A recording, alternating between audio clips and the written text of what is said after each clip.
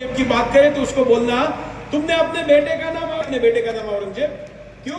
क्योंकि औरंगजेब ने अपने बाप को जेल में डाला, क्योंकि वो जल्दी सत्ता छोड़ नहीं रहा था। तो उसने कहा कि अरे तू तो अभी बहुत जीने वाला है, मुझे सिंहासन कब मिलेगा? तो उसको जेल में डाला। केवल डाला नहीं, उसको पानी भी नहीं देता था। ये शाहजहां जिसने आपका रहा है का फिर हिंदू साल के 15 दिन अपने पुरखों के लिए श्राद्ध मनाता है। ये आप और हमारे पुरखे थे। औरंगजेब का नाम कोई बाप नहीं रखता है। किसी बहन को कहना कि तुमने अपने भाई का नाम औरंगजेब रखना है क्या, तो नहीं कहेगी, क्योंकि औरंगजेब ने अपने सगी बहन की विवाह तक नहीं होने दिया, अपनी बेटी का नहीं होने दिया। सगे भाई को पूछिए कि तुम अपने भाई का नाम औरंगजेब रखना चाहते हो क्या, तो लोग नहीं कहेंगे, क्योंकि दारा शेखों की गर्दन कलम करने वाला कोई दूसरा नहीं था, औरंगजेब था। इतना ही नहीं, किसी को कहो बाप का नाम बदल कर, बहुत आजकल औरंगजेब के पक्ष में बोल रहे हैं ना, संसद से लेकर सड़क तक, उनको बोलिए कि अपने बाप का नाम बदल के औरंगजेब रखो ना, तो वो भी नहीं रखेगा, क्योंकि औरंगजेब के बच्चे भी औरंगजेब के विरुद्ध में थे। छावा देखी होगी ना, दिखाई ना यहाँ छावा? किस किस ने छावा फिल्म देखी है?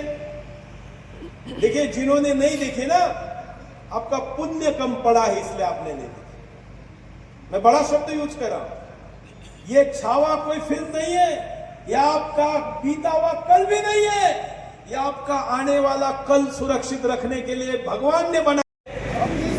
मुंबई में 40 लाख, महाराष्ट्र में 1 करोड़, देश में 10 करोड़, कितने लोगों को पोस रहे हैं? जो टैक्स का पैसा आपका जा रहा है वो खा रहा है। अरे घर के बाहर कुत्ता आ जाए तो आधा टुकड़ा डालते हो, पूरा।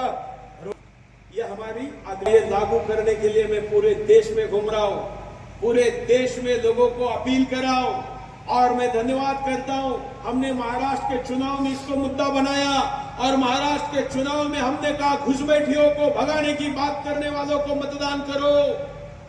वहां सत्ता आई। मैं राजस्थान की भूमि से, नीम के थाना से महाराष्ट्र के मुख्यमंत्री देवेंद्र फडणवीस का धन्यवाद करता हूं कि उन्होंने अपना वचन पूरा किया। रोज सैकड़ों बांग्लादेशियों को पकड़ रहे हैं, रोज पकड़ रहे हैं। दिल्ली के चुनाव का यह मुद्दा बना, और उससे भी खुशी की बात, ये जो संसद का अर्थसंकल्पीय अधिवेशन हुआ, इसमें देश के गृह मंत्री ने वचन दिया कि हर घुसपैठियों को बाहर निकालेंगे। लेकिन उसका भाई सरकार के पास तो इतनी सिस्टम है ही नहीं बाहर निकालने की, तो ये काम किसको करना होगा? आपके आसपास जो अब्दुल ने ठेला लगाया हुआ है ना, उसको पूछिए कि कहां से हो, क्या करना है, पूछना है। पुलिस जब आएगी, प्रशासन जब आएगा तब आएगा। सरकार करेगी वो रहेगी एनआरसी, जो जनता करेगी उसका नाम रहेगा जनता एनआरसी। करेंगे क्या? नहीं कर सकते हैं कि नहीं? अरे पूरे शहर को छोड़ो, राजस्थान को छोड़ो, अपने गली में कौन रह रहा है इसकी जांच कर सकते हैं कि नहीं? पूछना है, बताओ, पहचान दिखाओ। तो तुम आप लोगों को क्या दिखाएगा? क्या दिखाएगा? आधार कार्ड। आधार कार्ड से बड़ा बोगस डॉक्यूमेंट इस देश में कोई नहीं है, और इसलिए हमने 2-3 साल से सरकार से पीछे पड़ के एक मांग मनवा ली है। अगर आप नया आधार कार्ड लेंगे तो उसके पीछे लिखकर आएगा कि आधार कार्ड नागरिकता प्रमाण पत्र नहीं है। मतलब आधार अगर आपको दिखाएगा तो उसका सबूत है क्या? नहीं। उसके पास जो नहीं है वो मांगो। उसको पूछो कि तुम कहां से आए हो, तो ज्यादातर क्या बताएंगे? दूसरे राज्य का नाम। और ज्यादातर कहां का बताएंगे? कुछ बिहार या बंगाल। तो उसको बोलना कि बताओ अब्बू कहां है, क्या कहना है? अरे बोलना है भाई, क्या पूछना है? हाँ, क्यों पता है? वो कहेगा अल्लाह को प्यारा हो। हमको पता है, हमने जितने सर्वे किए ना उसमें यही जवाब आता है। जब पूछते हैं कि बताओ अब्बू कहां है, तो क्या बोलता है? फिर हम कहते हैं बताओ कहां उसको दफनाया है, क्योंकि भारत के कानून के अनुसार जिस भी स्मशान में किसी को दफनाया जाएगा वहां उसका रिकॉर्ड मेंटेन करना होता है। हमने पीछे महाराष्ट्र में जब आंदोलन चलाया तो कोपरगांव में हमारे कार्यकर्ता एक के घर गए, और उसको जाकर पूछा कि बताओ अब्बू का है। उन्होंने कहा कि राहुल केला में उड़ीसा में 92 में मर गए। कौन से महीने में? बोले जनवरी में।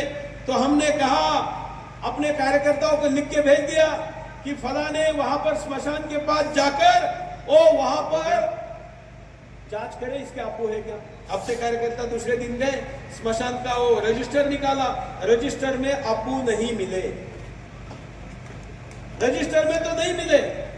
वो आगे गए नगर पालिका के पास, और उस नगर पालिका के पास जाने के बाद वहां पर भी एंट्री नहीं मिली।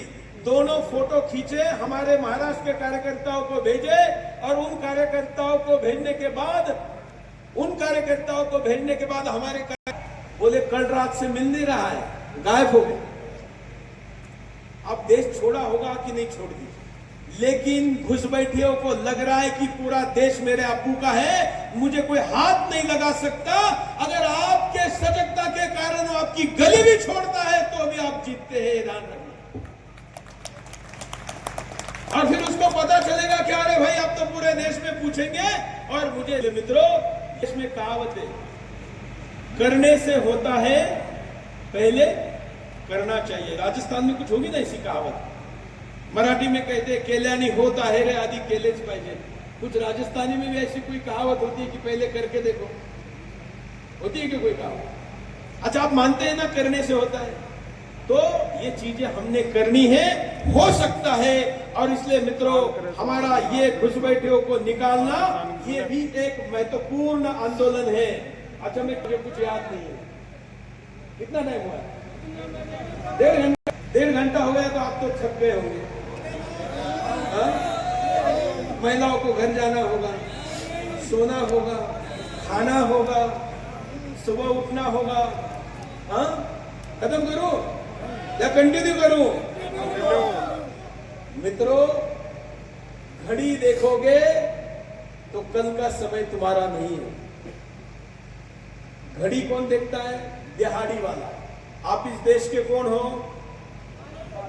अपने दुकान पर जाते हुए घड़ी देखते हो क्या? जाते आते समय ग्राहक खड़ा है तो क्या करता है? पहले उसको करते हैं। तो आप इस देश के मालिक हैं। आज थोड़ा सा समय ज्यादा निकालो।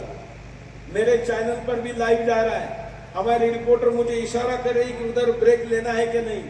कोई ब्रेक नहीं लिया गया है। 1.5 घंटे के भाषण में एक भी एडवर्टाइजमेंट नहीं चली है, और ये एडवर्टाइजमेंट न चलने के कारण होने वाला नुकसान 3-4 लाख का कम से कम है। वो चलने का खर्चा छोड़ दीजिए, वो तो हम गिनते ही नहीं है, क्योंकि हम भी देश के लिए, हमारा चैनल भी देश के लिए है। और इसलिए मित्रों, आज की रामनवमी आपको याद रहेगी, क्योंकि राम किसका पर्यायवाची नाम है?